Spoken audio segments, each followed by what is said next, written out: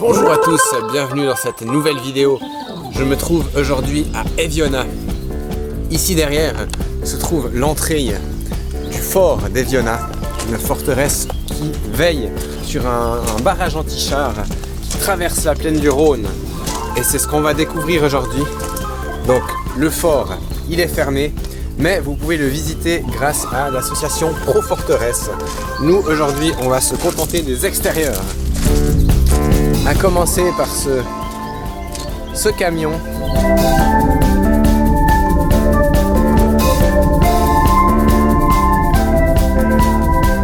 Juste là au-dessus, il y a une première embrasure. On commence cette visite extérieure par une deuxième entrée qui se trouve au niveau du barrage anti-char en fait. Il est juste là en dessous, le départ de la ligne qui traverse la plaine. Et voilà, on est là, la porte qui a été aménagée en fait après coup par rapport à l'entrée principale. Et on retrouve encore ici sur la gauche, enfin la gauche quand on arrive donc, une petite embrasure. Je sais pas si on peut ouvrir ce portail. Il y a un cadenas.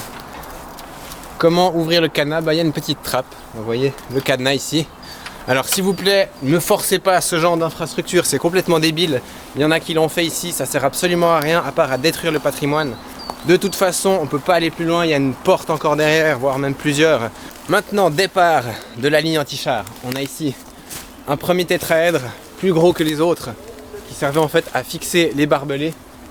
Et la ligne anti-char elle-même, hop là, débute un tout petit peu avant, juste là. Voilà. On a 2-3 rangées comme ça, de ces petits tétraèdres. Enfin, dents de dragon, pardon. Enfin, voilà, ça c'est un tétraèdre. Et voilà, le passage sur le chemin. Vous voyez qu'on a cette ligne qui part ici à plat. Elle va traverser la cantonale, le Rhône, et après elle remonte sur le versant du côté rive droite du Rhône. Donc le fort d'Eviona, ce qu'il faut savoir, c'est que l'entrée où on a démarré la vidéo, elle est par là-bas. Il y a une immense galerie qui se prolonge dans la roche. Il y a une première embrasure, à peu près par là. Ensuite, là au-dessus, une autre embrasure, poste d'observation, mitre. Et là-bas au-dessus, on voit clairement depuis la plaine qu'il y a 2 embrasures, avec un canon anti-char et une mitre, sauf erreur. On voit ici le système de poulies qui permettait de maintenir ouvert ou fermé les panneaux de camouflage des embrasures.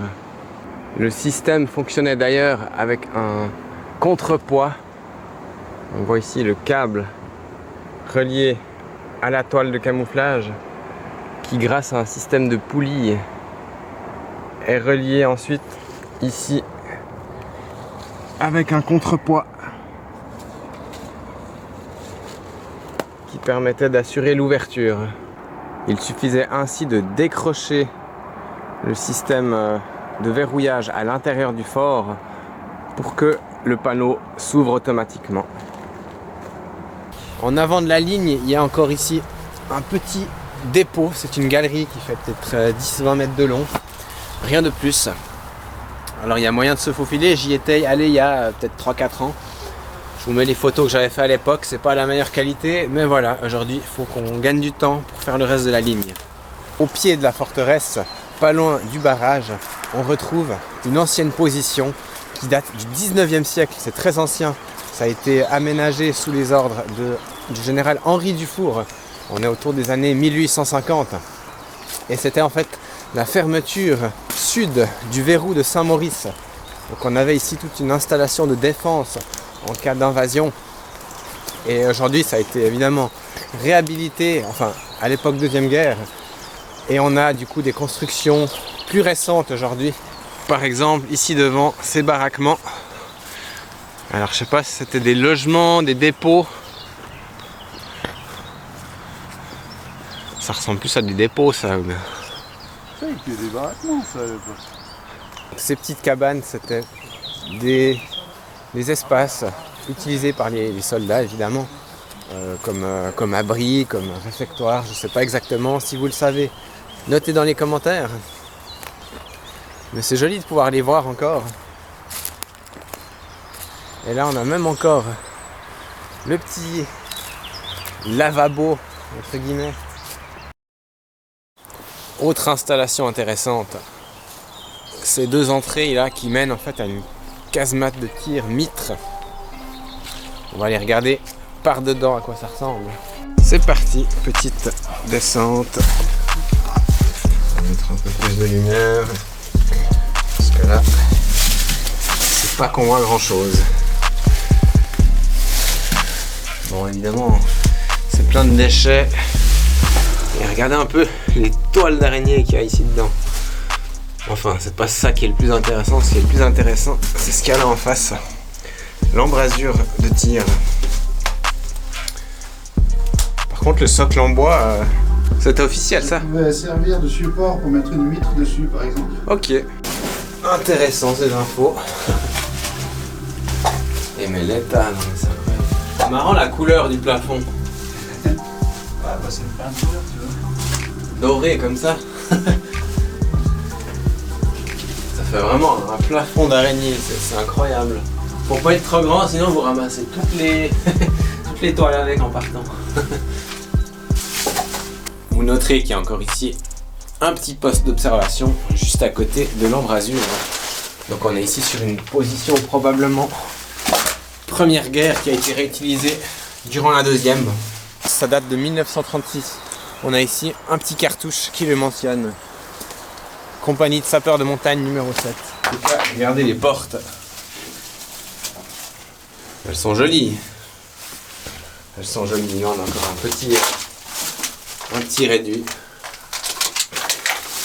Avec l'entrée derrière. Entrée-sortie. Il y a d'ailleurs même le numéro d'ouvrage qui figure encore sur la porte. Voilà. De nouveau, on a les deux. Le numéro cantonal et le numéro national. Voilà. Sympa, sympa tout ça. Donc voilà, petit dépôt, espace cantonnement. Bien sympa comme découverte ici à la redoute d'Eviona. Il y a encore ici des vieux murs, peut-être des vestiges. Première Guerre ou plus ancien, ou enfin je sais pas, c'est dur à dire. Quoi qu'il en soit, respecter ces lieux, vraiment c'est très important. Je me recommande. Il faut vraiment préserver ce patrimoine, ne pas le dégrader.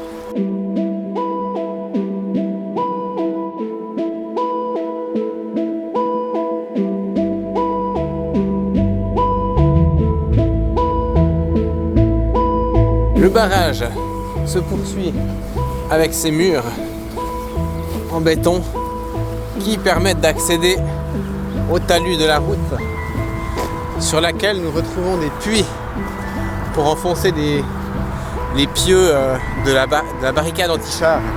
Donc on avait 3 rangées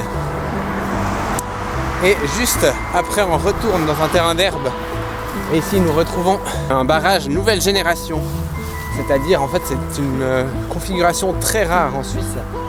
C'est la nouvelle génération de barrages anti-chars qui date d'après la Seconde Guerre mondiale. On a également encore ici les dépôts pour la barricade, donc pour les araignées. En bord de la route cantonale, on a encore 2 puits ici. Et on retrouve ça au milieu, ainsi que de l'autre côté. En fait, c'était simplement les points d'arrimage pour les araignées qui sont donc là-bas, qu'on a vu avant, et ça servait en fait à les maintenir ensemble pour retenir en cas de choc avec un véhicule ou n'importe quoi. Tout ça servait donc à consolider la fortification, et maintenant on va aller voir de l'autre côté ici, si le barrage se poursuit dans le petit bosquet là-bas. Mais oui, regardez, on voit, il y a encore les dents de dragon aussi. La végétation a clairement pris le dessus ici, mais le barrage est bel et bien là. Comme je vous l'ai dit en intro, le barrage traverse toute la plaine du Rhône. Il passe vers Collonges, on ira voir ça tout à l'heure. Mais il y avait très certainement aussi un système d'obstacles ici sur la ligne de train, laquelle a été rénovée il n'y a pas si longtemps, donc tout ça a disparu. Prudence sur les routes, on signale des piétons sur la cantonale entre Saint-Maurice et Eviona. Non, en fait, si on longe la cantonale, c'est pour aller observer un petit abri qui a été muré maintenant. Mais on va aller regarder depuis dehors au moins. Avant de l'atteindre, on a encore là le long, toutes des petites fenêtres. C'est un immense abri PC, donc de la protection civile. Et toutes ces petites ouvertures seraient en fait des entrées-sorties. Donc oui, il fait froid, il neige. L'abri, il est juste là derrière. En fait, c'est un dépôt pour un canon de 9 cm, un canon déplaçable et qu'on pouvait poser dans le terrain en fonction des besoins. Voilà, on se trouve maintenant de l'autre côté de l'autoroute. Il y a encore ici, dans le dépôt un peu industriel là, tous des tétraèdres qui ont été posés. Vous pouvez voir que même sous le pont de l'autoroute, il y a encore plein de ces tétraèdres qui sont entreposés en attente de je ne sais pas quoi, allez savoir. Et là, on traverse une petite route, on a les puits. Et voilà, après on est au Rhône. Et évidemment, la ligne continue de l'autre côté, mais ce sera pour une prochaine fois. La partie 1 de cet explo est terminée. Merci d'avoir regardé. Et en attendant la suite, laissez-moi un petit commentaire, abonnez-vous et allez regarder les autres vidéos. Portez-vous bien. Ciao, ciao.